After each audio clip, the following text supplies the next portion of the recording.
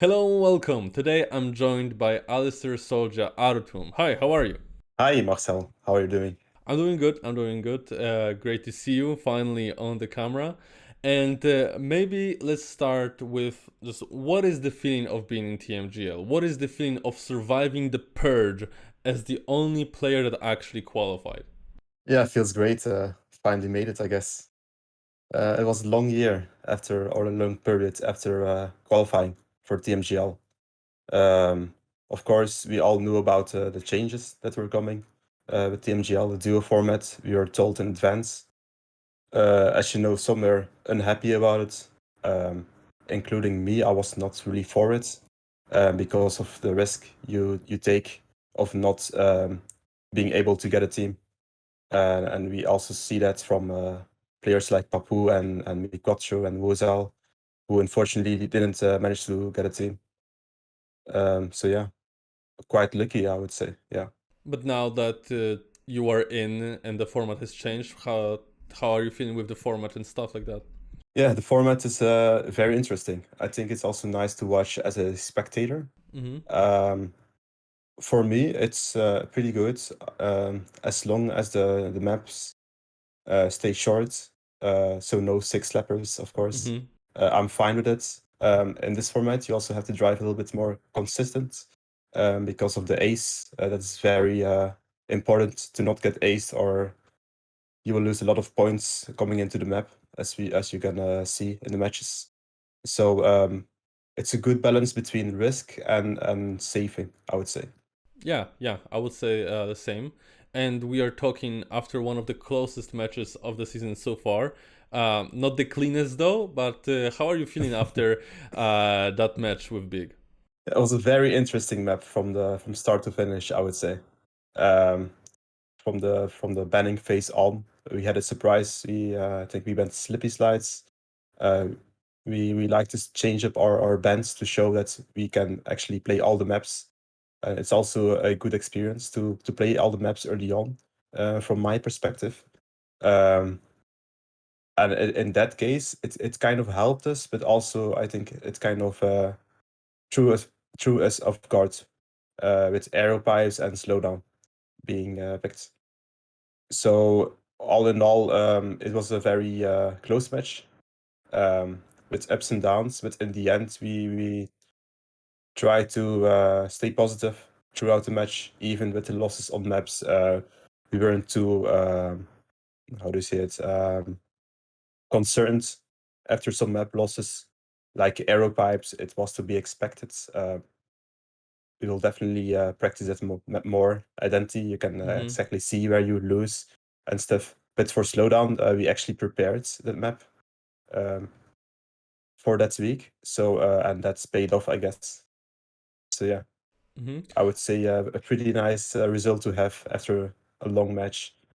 Yeah. And it was very close match. But like, what were your expectations before going into the match? Did you expect that to be actually this close, or did you feel like it would be much easier? I think it's it would be a little bit easier to Mm-hmm. say. Like we are not expecting to play the seventh map. Um, Maybe win like 4-2 or 4-1. Um, but on our part, we did some mistakes in the match we didn't expect. But on most maps, like freestyle or gyroscope, we had good pace, and it all depends. Before the match, you feel great on this map, and then it's your worst or your like it's your worst map in the match.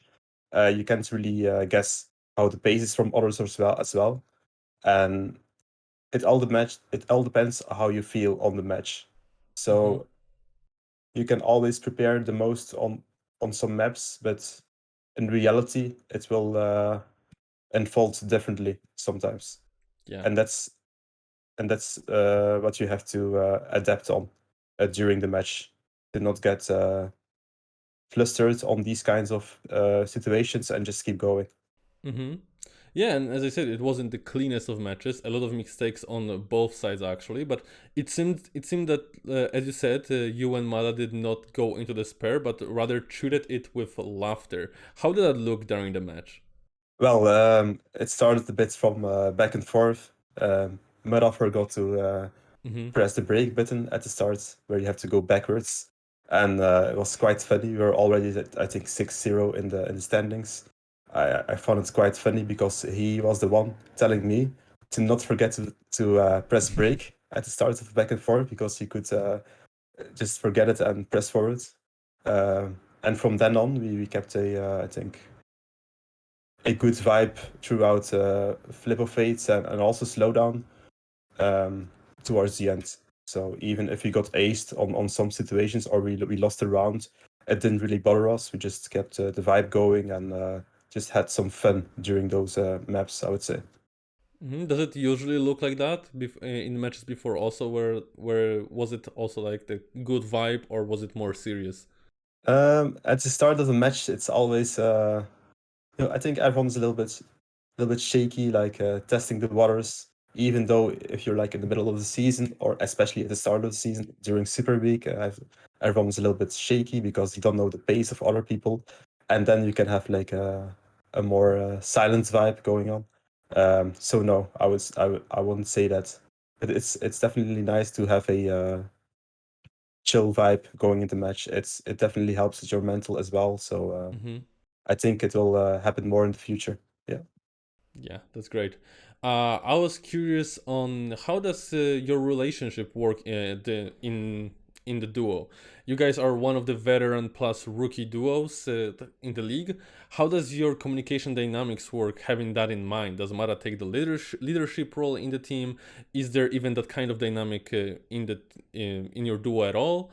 Uh, Walk me through how does it work. Yeah, so basically, I would do a lot of preparation before the match. So coming into the match, you know exactly what you're doing on certain maps, what lines and etc. I won't get too much into it because I would be leaking Oh stuff yeah, then. of course. But during the match, he's mostly the one making calls during the rounds. Of course, I think I also said this during the post-match interviews with Spam. So basically, he plays with HUD on. He can see all the CPs going into the map. And then he will call positions based on those CP times. And when it's close, there is no need to say a lot.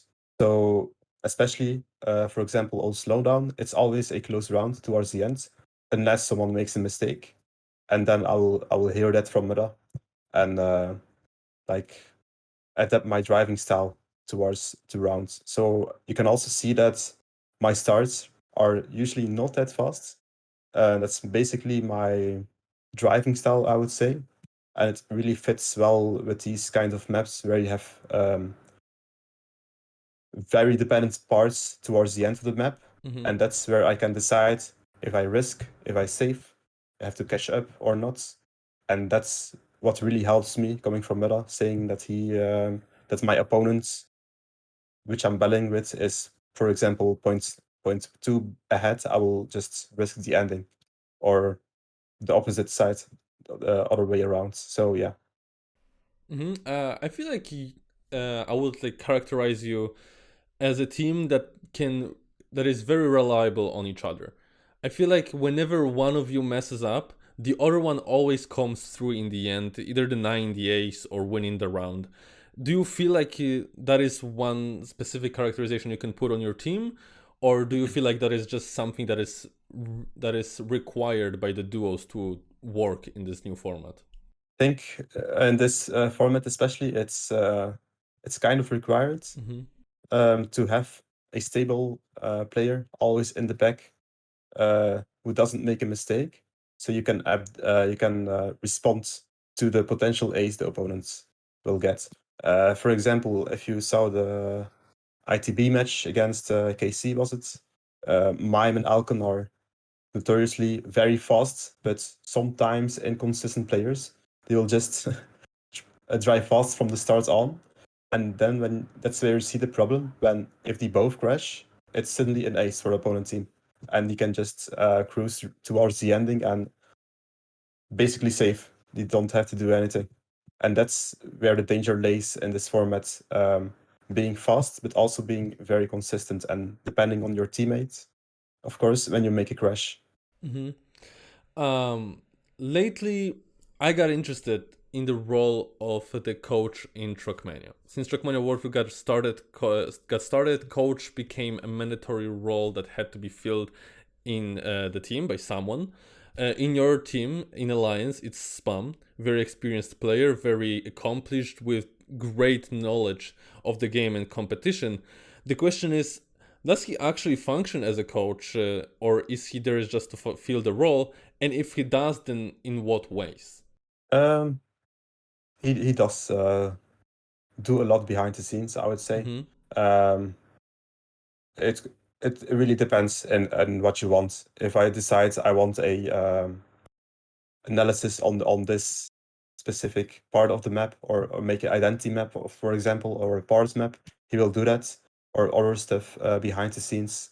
Also mentally wise, it's very, I would say, advantageous to have someone like him behind the scenes, and he basically um, makes us able to just drive and not worry about the rest of the parts that are within the responsibility of a TMGL Mm-hmm. player, which is very nice to have.